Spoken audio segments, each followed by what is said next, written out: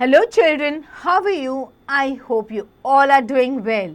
So बच्चों, क्या आपको ऑनलाइन पढ़ाई करने में मज़ा आता है? बच्चों, आपको पता है एडवांटेज क्या है ऑनलाइन पढ़ाई करने का? कि आप कभी भी अपना सिस्टम ऑन कर सकते हो और पढ़ाई कर सकते हो. आपको हमेशा अच्छे तरीके से एक्सप्लेनेशन मिलता है हर चीज़ का. Isn't it? Isn't it fun? Yes, of course it is. You get to learn so many different things, and especially when you can actually learn it in a more explanatory manner, तो हमेशा हमें हर चीज़ अच्छे से समझ में आती है. Alright, सो बच्चों एट द सेम टाइम आप अपने पेरेंट्स को भी बोल सकते हो अगर आपको कुछ समझ में नहीं आता है कि मम्मा ये वाली लाइन थोड़ा अच्छे से डिटेल में और एक्सप्लेन कर दो, तो वो भी करते हैं कभी कभी, है ना. सो बच्चों, I hope that you all are enjoying whatever you are learning and you continue to do so. So bachcho, tell me one thing, okay? Are you regulars? Yes, I know some of you are regulars, but for those who are new, you don't have to worry because I am there to teach you something new, alright? So children, for those, okay, who don't know me, let me introduce myself. I am your online teacher and my name is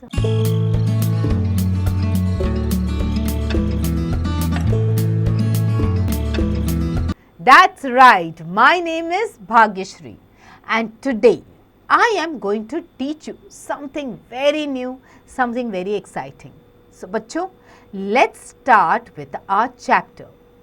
So this chapter, okay, is actually a poem which is based on an insect जिसको हम day to day basis पे हमारे घर में या हमारे घर के आसपास देखते. सो कौन सा ऐसा इंसेक्ट है जो बहुत कॉमन है? That's right. So this chapter is called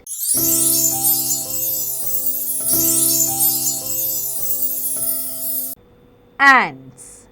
And it is a poem which is based on ants. Alright? So, let's begin our journey. Alright, so let's do a warm up before we start. What you need to do is, आपको ये lines पढ़नी है, okay, जो दी गई है, and identify करना है कि कौन से तरीके की एंट है ये, ओके, चींटी है कौन सी तरीके की. You can find me in your home, beware of me, I bite. So कौन है ये, कौन सी वाले कलर की चींटी है जो काटती है? What is it? That's right, it's a red coloured ant. Alright, next is you can find me also in your home. No need to worry, I do not bite. So ये वाली चींटियाँ भी हमें घर में मिलती है, ओ पर ये वाली हमें काटती नहीं है. कौन सी है ये चींटियाँ? That's right, they are the black ants. So now you have to color them. Alright? Okay, now let's go ahead and see what this poem is about. Alright, the synopsis says, the poem teaches us the value of life depicting the activities of ants. They are the source of almost all life skills: determination, bravery, organization and unison. सो बच्चों, आपने एंट and grass hopper की story तो सुनी होगी. अगर नहीं सुनी है तो you can always watch it also and here it also, but मैं आपको सिर्फ बताती हूँ. एंट होती है और ग्रास हॉपर होता है. Ant is very active and busy and all. Grasshopper is just lazing around and having fun. और जब विंटर्स आते हैं, एंट के पास खाना होता है, ग्रास हॉपर के पास बिल्कुल कुछ नहीं होता है, and he dies of starvation. So what do you learn from ants? Ants are actually, you know, they teach us a lot. एक तो वो काफ़ी हार्ड वर्किंग होती है, दूसरी they are very determined. जो उनका टारगेट होता है, जो उनका टास्क होता है, उनको वो कंप्लीट करना होता है. तो उनके पाथ में कुछ भी आ जाए, they just face it strongly and they go ahead and complete their task. Okay, they are brave, they have organizations, okay, they have organizational skills, and they always, you will see, they are always united. एक दूसरे के साथ मिलके काम करते हैं. Because कभी भी एक जगह पे आप सिर्फ एक एंट नहीं देखोगे, बहुत सारी चींटियाँ लाइन में आ जाती है ना. Now let's begin. Here's a rant about the tiny ant. We see them parade in an orderly line, a habit that sounds just fine. So ये है एक story, okay, और this is just a rant about the tiny ant, एक छोटे ant के बारे में, जो आप देखोगे कि वो कैसे सब लोग एक ऑर्डर में जाते, परेड जैसे लगती है वैसे एक ऑर्डर में सब चल रहे होते हैं एक दूसरे के पीछे पीछे. Now this habit sounds just fine. Okay, we should always follow the queue, be in line, have patience. Okay, आप कभी भी देखोगे कि एक एंड दूसरे एंड को ओवरटेक करके नहीं जा रही है. They all go in an orderly manner, carrying weights heavier than them, showing us how hard work turns into beautiful gems. So इनके पास आप देखोगे कि उनके वेट से ज़्यादा चीज़ें होती है. जैसे for them even one small granule of sugar काफ़ी हैवी होता है, बट फिर भी वो अपने पीठ पे या अपने हाथों में उसको लेके निकलते आगे की तरफ बढ़ते रहते हैं. Okay, and they show us कि कितने hard work, okay, is so important. Okay, and it always turns into beautiful gems. Okay, they work as a team to get work done, making us believe that together we can reach the sun. So they all work as a team. Okay, एक के पीछे एक, सब team work. Okay, एक काम करेगा फिर दूसरा ग्रैनुअल लेके आएगा, तीसरा ग्रैनुअल लेके आएगा, ऐसे करके वो अपना खाने का स्टोरेज बढ़ाते रहेंगे. Okay, and they will all come together. Sometimes आप देखोगे कि एक ही शुगर के ग्रैनुअल के आसपास बहुत सारी चींटियाँ होती है. So they share together, they work together. It shows that they are so hard working. Okay, and they make us believe that together we can achieve whatever we want to. Okay, the ants come out after the rain, teaching us survival and overcoming pain. So generally बारिश के बाद okay ये बाहर आती है and they give us lessons about survival. कैसे हम survive कर सकते हैं, कैसे हम कुछ भी हो लाइफ में, we can face any type of problem and overcome that problem. They are always fond of sugar and sweets, reminding us to cover food and be neat. So हमेशा आप देखोगे जहाँ पे भी चीनी होती है या मीठा कोई चीज़ होता है, ओके, वहाँ पे चींटियाँ 100% आ जाती है ना. कभी कभी खाने की कोई भी चीज़ हो तो even if it is a grain of rice फिर भी वहाँ पे चींटियाँ आएगी. Okay, but specially more okay sugar sweet items के पास आते हैं. तो हमें क्या सिखाते हैं वो, ये सिखाते हैं कि हमारा खाना हमें ढक के रखना है. नॉट ओनली दैट, ओके, हमें साफ सफाई रखनी है ताकि वो नहीं आए वहाँ पे. Okay, so they tell us that we have to cover the food और we have to be neat. Okay, sometimes they give us a tiny prick. Okay, कभी कभी वो हमें काट लेती है ना, alerting us that violence is as bad as being sick. Okay, तो काट के हमें बता दे कि ये वायलेंस, ओके, जो हम वायलेंस होते हैं, कभी हम लोग अग्रेसिव हो जाते हैं, so it is really bad as being sick. So violence कुछ नहीं है बट एक बीमारी है. Okay, hard to believe this tiny creature is full of wisdom in miniature.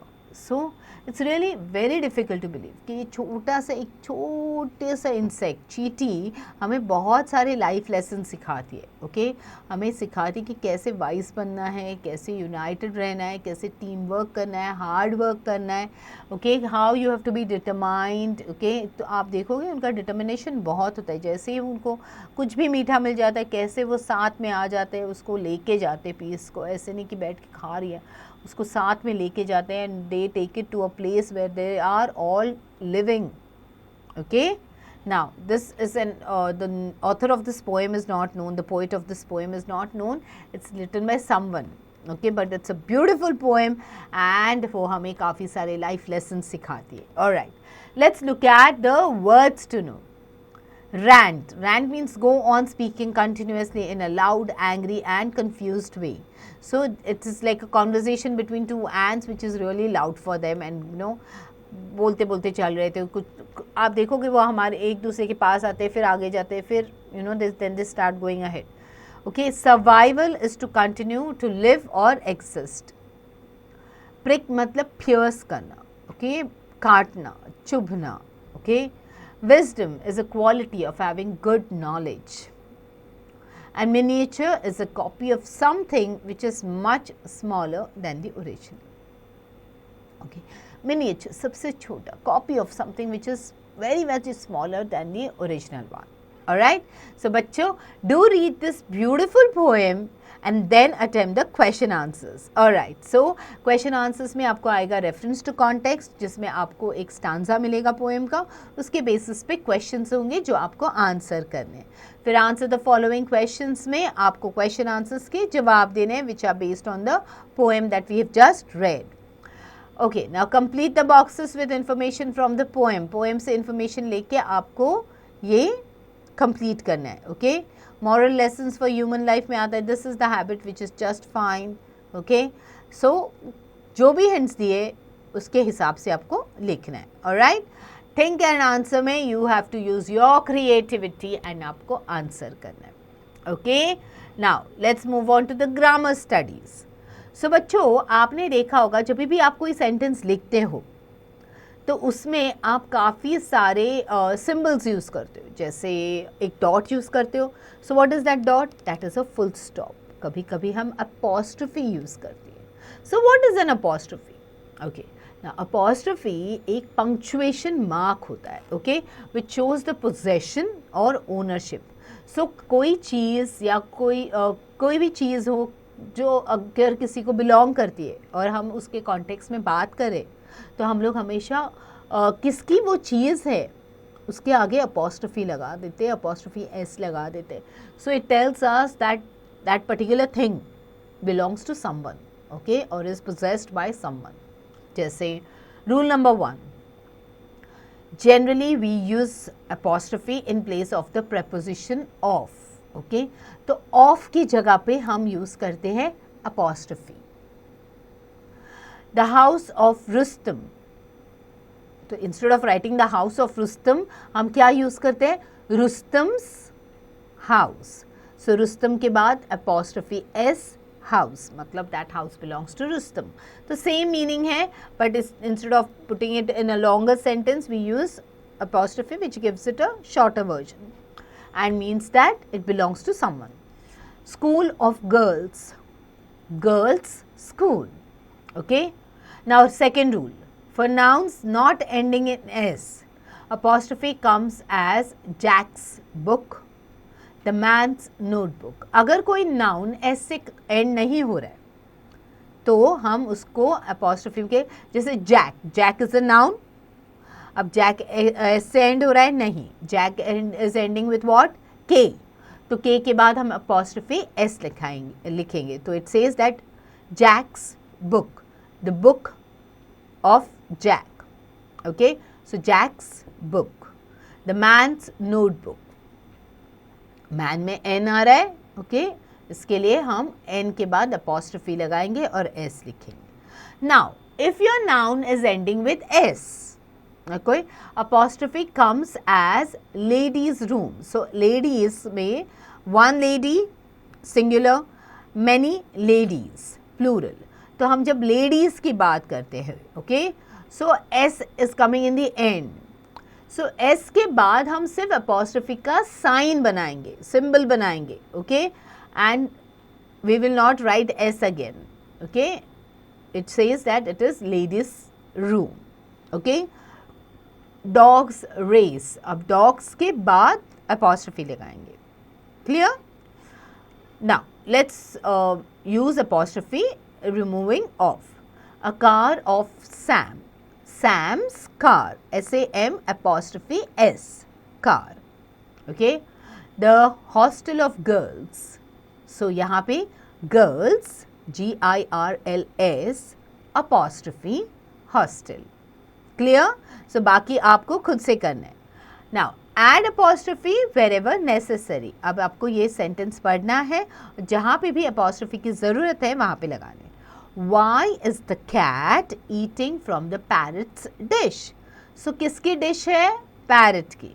So that is why it will come parrot apostrophe s dish. Clear? It is time to clean the mother's room. So किसका room है? Mother का. So it is time to clean the mother's apostrophe room. Clear? Now word study. Okay, बाकी आपको complete करने हैं. Alright. Fill in the blanks with double E, I E, E I or E A. So यहाँ पे आपको जो actual to make a meaningful word you have to use these missing words. Okay. So sieve, S-I-E-V-E, छानना, sieve करना. Okay. Then dreadfully, D-R-E-D-E, D-R-E-A, D-F-U-L-L-Y, dreadfully. Okay. K-N-E-E, knee, आपका घुटना. Alright. So likewise, fill in the missing words for the remaining ones. Alright, now, writing time. Paragraph writing. You have to write a paragraph of 6 lines on the importance of trees. Use the following words or phrases. तो आपको trees के importance पे paragraph लिखना है, जिसके लिए आपको ये following words use phrases use करने. Gives out oxygen, takes in carbon dioxide, shelter, cool and fresh air, delicious fruits, home for birds. So you have to start writing a 6-line paragraph, okay, on the importance of trees. Alright, the trees are really very important for us, all human beings, okay, because they provide us with the oxygen. They give out oxygen which is required for us, for our survival. Okay, we breathe in oxygen, okay, and that is the reason why this gas is important. Okay, we breathe in oxygen and we give out carbon dioxide which is taken in by the trees. Alright, so ऐसे ही अपने अपने words में आप इस paragraph को complete करो. But before you complete this exercise आपको ends के ऊपर की जो पोएम हमने पढ़ी है वो फिर से पढ़नी है अच्छे से, and you have to learn from them कि देखो एंड्स कितनी हार्ड वर्किंग होती है, कितनी डिटरमाइंड होती है, कैसे यूनाइटेड होती है, टीम वर्क करती है, and that's how we have to learn from them and be like them. Okay, be determined, be united, follow teamwork, hard work karna, alright, brave banna, alright. So read that poem, finish all the exercises, finish the grammar, okay, read the grammar, uske bhi exercises complete karna, and then get on to your writing skills. Alright children, get going.